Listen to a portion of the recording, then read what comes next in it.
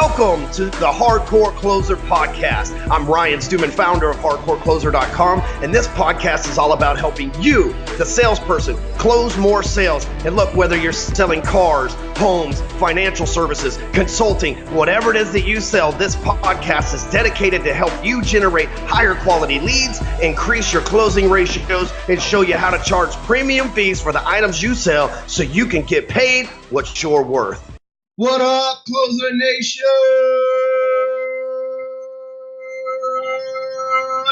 It's time. I think that's copyrighted, so we are probably about to get sued by Michael Buffet. Anyway, welcome to episode 115 of the Hardcore Closer Podcast, and I'm so glad that you're here. If you're a first timer, be sure to check out all the previous episodes. At this point, there's at least 114 other episodes.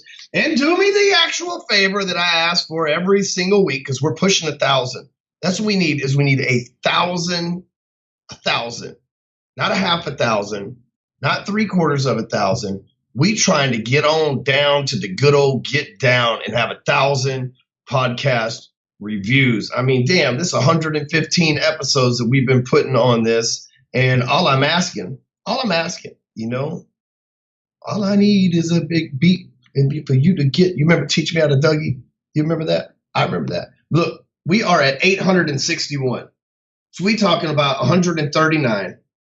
I did my math right there. 139 reviews to get us over 1,000. When it's 1,000, I'm going to do something special for you. I'm going to do something special for everybody who's left me a review. That's right. I'm going to make Low Energy Robert kick it into high-ass gear, and he's going to scrape everybody's fucking information, and we're going to send you guys a special gift. But only if you review. If you don't leave me a review, you can, how do they say in French, get fucked, right? And so I need you to go over there and leave me a review. We're just 139. Like, dude, there's 20,000 people fucking episode that listen to this shit. 50,000 people a month that listen to it. So, like, get your ass over there and leave me a review. It helps the show out a ton, and more importantly, it helps the community out a ton. Let me give you an example right here. It says, kick it up a notch, 5 stars. SD Bacon. I can only assume that that's French as well, since this is going to be obviously a French theme episode here. When you open yourself up to the feedback and you really listen, and then you ask yourself how you can help this person with my product or service, you have to gain control of your ego, because we all have one. And this is how big it is and how you can flex it up or down and in or out. This is why I enjoy getting mental feeding or ego checking from you, Ryan. Thank you, from Stu B. It would have been cool if you were like Studio B, like Lil Studio B. I used to have this tattoo guy, and his name was Lil B. That motherfucker's a gangster. And like, he was a really good tattoo guy.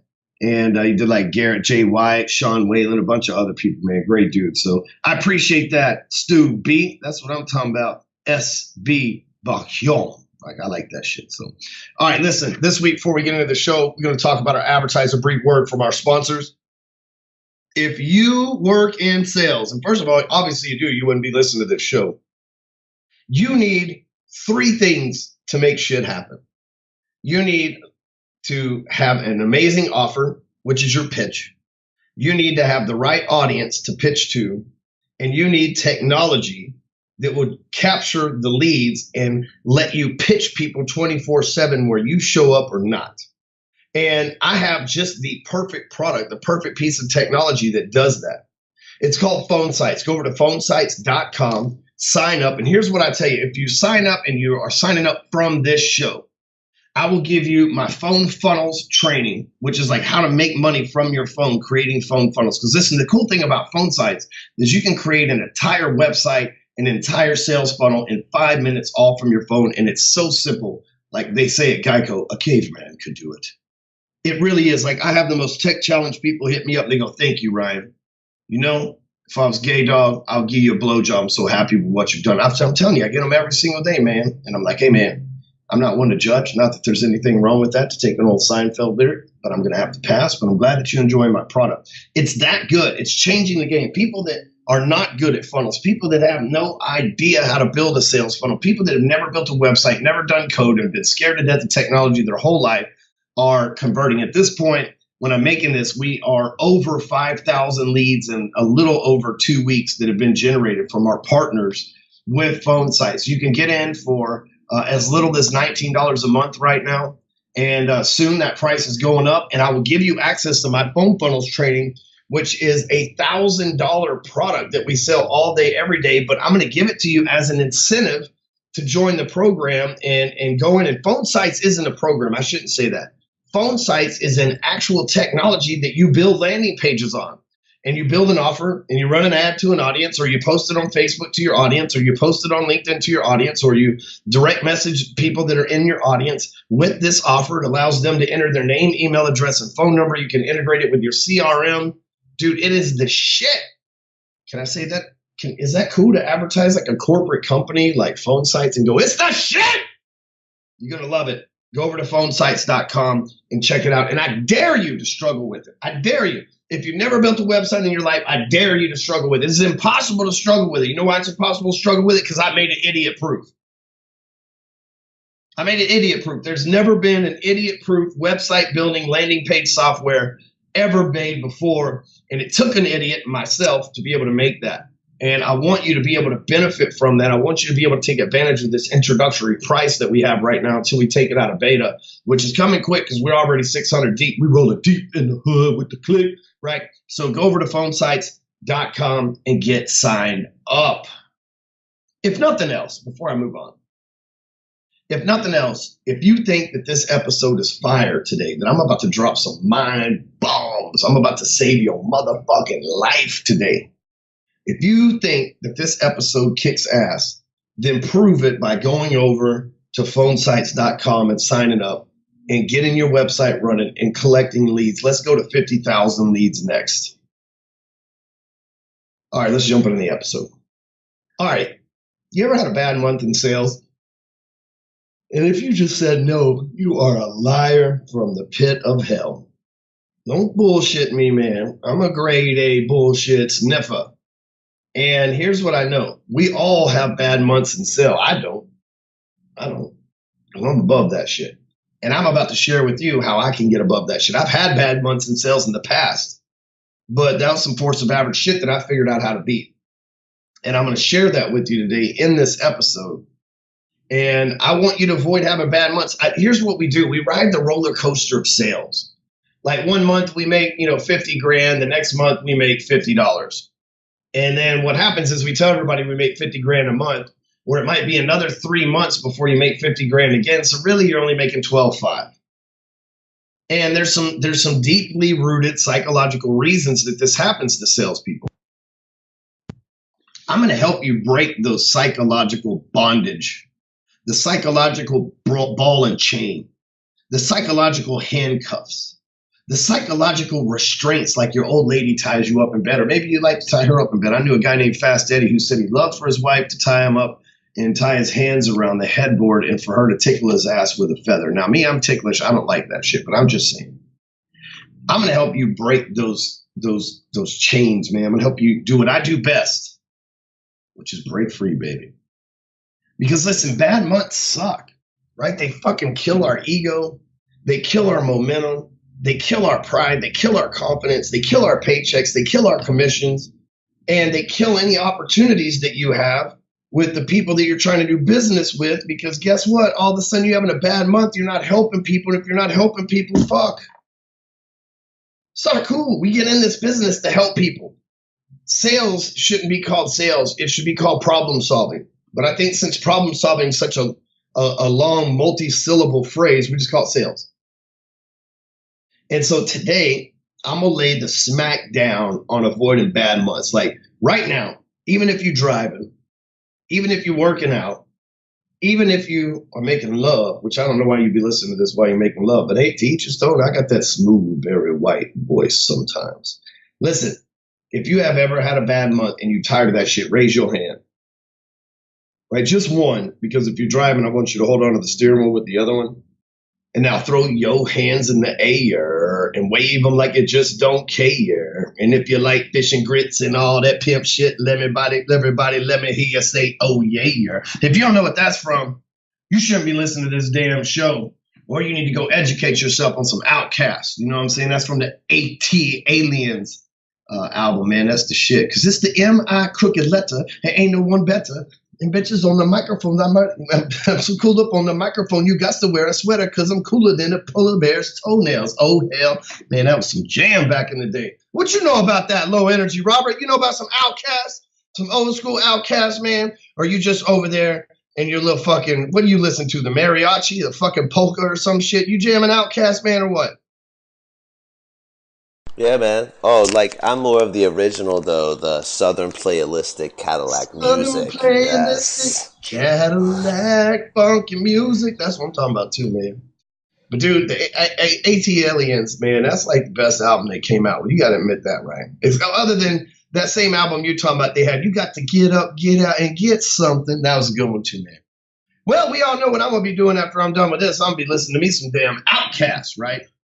Because that's what I am. And so, look at that. Hey, we actually called Robert in on the fucking show here, and he showed up. Like last time, he was, using the bathroom or, shooting up heroin or whatever the fuck low energy people do. I don't know. So anyway, thank you, Robert, for checking in. I was actually doing both at that time, using the bathroom and shooting heroin. I was in the bathroom using it to tie off.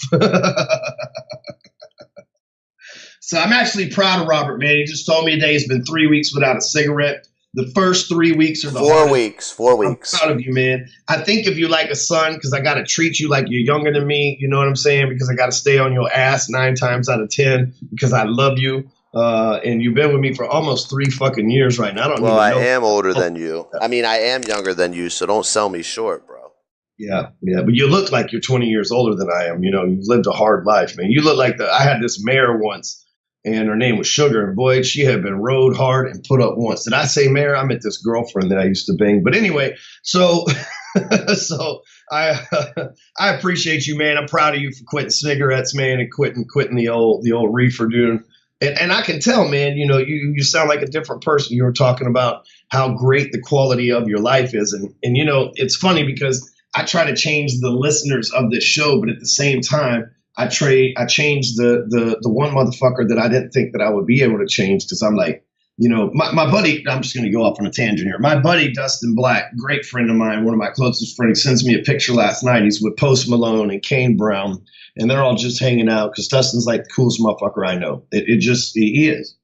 And Post Malone's always smoking cigarettes, man. And I'm like, first of all, the dude looks, not to knock Posty, but the dude looks like he stinks like cigarettes and he doesn't comb his hair and possibly doesn't shower. And I'm thinking, here's a guy who's a singer and he's smoking cigarettes, man. And he's a young cat and, he just got face tattoos and shit. You know what I mean? So you better really hope that music career pays off for him. But he's got some talent. Shit. He's not my style, but he's got some talent. But it's like, man, I can't believe like you just don't smoke cigarettes. I was with a friend of mine. Not a friend, but like a high school acquaintance that I've known for a while when I bought this 4-wheeler yesterday. And he pulled out a pack of cigarettes. And I said, for 30 years, we've known each other. And you didn't start smoking until you were 35? The fuck, man? And he's like, shit, just happened. I'm like, dude, no. What are you doing? You don't start smoking at 35. You start smoking at 13 and you quit by the time you're 35. You're doing it backwards, dog. But anyway, all right, so back to the damn show here, right? I just got a little thrown off here. But I was just saying, I'm like, I can't let them know that I'm too proud of them, but I'm proud of you, Robert, man, for making these big changes in your life, just goes to show you when the leader levels up, the rest of the cavalry got to pull it together too. So, all right, so I'm going to talk to you today about 5 ways to avoid having bad months in sales. You guys, raise your hand if you are tired of having bad months in sales. If you're tired of being on the Texas giant roller coaster of sales and you say, it's time for me to stop with the fucking bad months, I got you, okay? Number 1, stay hungry. You see, a lot of people, they make a sale, and what happens is they think, okay, so I made this sale, I can chill. And really that comes back to some caveman shit. It's really a survival mechanism for us. And I say this, I'm serious. Like, so whether your ancestors were cave dwellers, desert dwellers, they lived in the Garden of Eden where there was fruits and vegetables everywhere, or they lived in the snow caps and they had to go fishing, or wherever the fuck your ancestors come from, we were pre-programmed to go out and we get addicted to the thrill of the hunt. And then what happens is we go out and we kill something and then we don't hunt anymore until we're hungry again. You see, this is like some genetic, like wiring, the DNA that's in us as humans. We go out and we get addicted to the thrill of the hunt, but we don't actually get out. And what happens is when we kill the thing that we're hunting for, we all of a sudden we find ourselves full and we need to digest our food, and we don't really get hungry again until we take a shit, right? It's just like, that's the scientific way of putting things, is taking a shit. And what you've got to do is you've got to program your brain to stay hungry, right? Even after you just ate, even after you just closed the sale, you have to pre-program your brain to stay hungry. You should always be hungry at all times. Just because you closed the sale doesn't mean you get to celebrate, motherfucker. Instead, you just closed the sale. Good. Go get another one. You see, some people, they'll close the sale and then they'll wait 2 or 3 days before they're back in the game because they're riding the high of that sale. It's almost like somebody that's on drugs and they stay high for 2 or 3 days and then they come down and then they go out and they get high again for 2 or 3 days and then they come down. Man, fuck that. If you're going to do it, if you're going to do anything we're doing in excess, just stay high, damn it. That's what me and Robert did for years of our lives. We never came down. We just stayed high. And so you got to stay hungry in sales, man. You can't let a sale satisfy you. 1 sale, 2 sales, 3 sales, more. 5 sales, 6 sales, 7 sales. No, doesn't matter, man. You got to stay hungry. After you close the sale, the best time to close another sale is when, Robert? Right after you close the sale. Thank you. Even fucking Robert knows, right? The best time to close the sale is right after you close another sale because you're riding that wave. You ever watch like video games where they're like killing spree, right? That's because you just like went on a sleigh fest. Same thing if you're hunting buffalo, it's easier to just go out and you're hunting deer or you're hunting dove or you're fishing or whatever. The best time to catch another fish is right after you caught the last fish. The next time to kill another deer, as long as you got a deer tag, is to kill another deer. The best time to go out and eat, is you want to eat dessert after you ate again, and then the next time to eat is the next fucking morning, right? And so you want to, like, if you think about the most healthy people with 6-packs and shit, and fuck those people because I ain't got one, but like the most people with 6-packs and stuff, they eat every 2 hours, right? Because they stay hungry. They eat small portions and they stay hungry all day, and they eat like every 2 or 3 hours, right? They eat 6 times throughout the day. And so you've got to stay hungry, man. You've got to stay closing. The minute that you close one, turn around, ride that momentum, feel that confidence, and close another one. That's the way to do it, right? That's how you avoid having bad months, because if you always stay hungry and you're always out there closing more and more, it's impossible to have a bad month. Number 2 is you got to invest your money. Number 1 place to invest your money is advertising. I can tell you, I get about a 20% return on my money in real estate. I get right now, Trump's in office, so the stock market's up. Anytime there's a Republican in the office, the stock market does well. I'm sitting at about a 74% return on investment in the stock market right now, and that's good. But the biggest ROI on investment that I get every single time is advertising. I get a 300% advertising return on investment from my advertising. And there's a couple things I would tell you, and I've always had this practice since I started in sales. I get paid on a Friday. I go spend 10 to 20% of my check, not on bottles in the club and snorting blow out of strippers' asses and all that other stuff. I go and spend 10 to 20% of my money on the stock market. I go in and I buy stocks and I sit on them long term. I was just at the Berkshire Hathaway meeting this last weekend. I took a private plane up to Omaha with a few of my friends. We went to the Berkshire Hathaway annual meeting, and I invest my money long term. When I buy a stock, I plan on holding it for a long ass time. I own Berkshire Hathaway stock, 35 shares. And the reason why is because I plan on holding that shit long time. That's what Charlie and Warren were selling us on. It's like, hey, when you buy our stock, you just hold on to it. That's why it's so expensive, because it's hard to get a hold of. And that's why you have to that's why they don't have volatility in their market, because once somebody buys their stock, they hold on to it. You need to invest your money, because if you have money laying around, you'll find ways to fuck off the job and get comfortable with money in your bank account, and you won't go out and hunt more, because you'll be like, oh, I got 10 G's in my bank account, or oh, I got 100 grand in my bank account. I don't need to close the sale today. And then that's the opposite of staying hungry. That's like having a refrigerator full of food where you're eating constantly and you're never really hungry. You're just eating out of habit. So first of all, stay hungry. Second of all, invest your money. I recommend buying real estate. I recommend buying stocks. Do not buy cryptocurrency. Fuck that shit. That shit's a fucking Ponzi scheme. Don't do it. I don't recommend starting an MLM business. That shit's distract you from your main hustle. I recommend investing your money in advertising, the stock market, real estate, and in yourself, right? Hiring a mentor, me.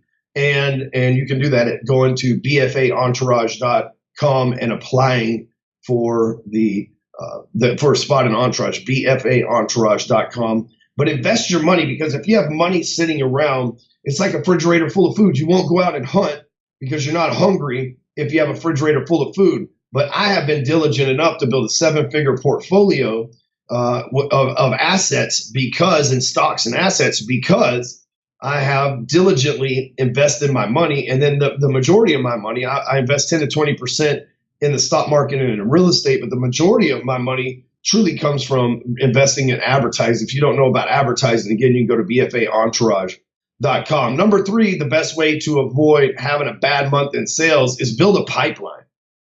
So many people in sales, they get focused on one call closes, but if you one call close everybody, awesome, but then you're always having to go out and find new people to one call close. Build a pipeline.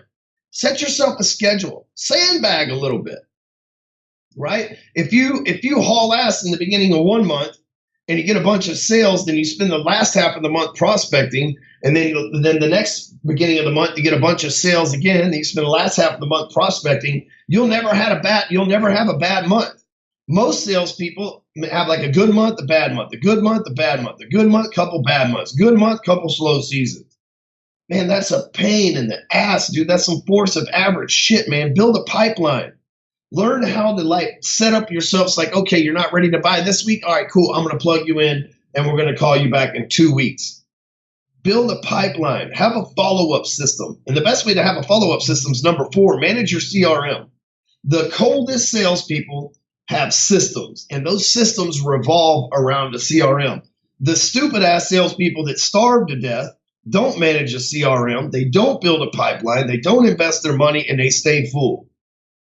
Don't be like that. Manage your CRM. Set up reminders in your CRM. Set up your CRM to send out emails on your behalf. Set up your CRM to send out text messages on your behalf. Set up your CRM to tell you what your job is every single day. So instead of going in and being like, damn, who am I going to call today? What am I going to do? Your CRM needs to be your boss, not your sales manager. Right? For those of you that have sales manager, but your CRM needs to be your boss. The CRM needs to be the thing that you log in every single day and it tells you what to do. And if you manage a CRM effectively, you're not going to have a bad month because it's always going to have a task for you because you're setting yourself up to win. One of the things that I struggle with my salespeople around here is that the simple fact is they don't manage their CRM properly. And then they miss appointments, and then they have a bad month, and somehow it's always fucking my fault or the lead's fault or whatever the hell, right? But the truth is, if they just learn to manage their CRM, they will get rich. They will. Your CRM is crucial. There's a reason your employer pays for it. There's a reason you need to use it. There is a reason that CRMs were built, so that it tells you what to do, when to email, what moves to make, when to call people. As soon as you get off the phone from one person in your CRM, you need to set a follow-up appointment for the CRM to tell you when the next time you need to call them is. It's that simple. If you mismanage your CRM, you will mismanage your funds. You will have a bad month. It really is that simple. And the CRM ties into number 3 really because it helps you build a pipeline. If you're sick of having a month where you make a lot of money and then a month where you make no money, these are the things that you have to do. Number 5, last one, is focus on winning. How are you going to have a loser month if all you do is focus on winning? Focus on closing, focus on prospecting, focus on the things that allow you to win. Don't focus on the fact that, oh man, I had a bad month. Or, oh shit, I don't have anything in my pipeline next month. See, those are the wrong things to focus on. Instead, you need to focus on filling your pipeline up next month. You need to focus on avoiding that having a bad month next month. You need to focus on putting people in that CRM that are going to show up next month that you're going to be ready to buy. See, in my business, the average person watches me for 6 months before they buy. If I wasn't good at using the CRM, if I wasn't good at building a pipeline, if I didn't have a follow-up system, then there's no way that I would be making money because I would forget to follow up with the people who are most likely going to buy my stuff.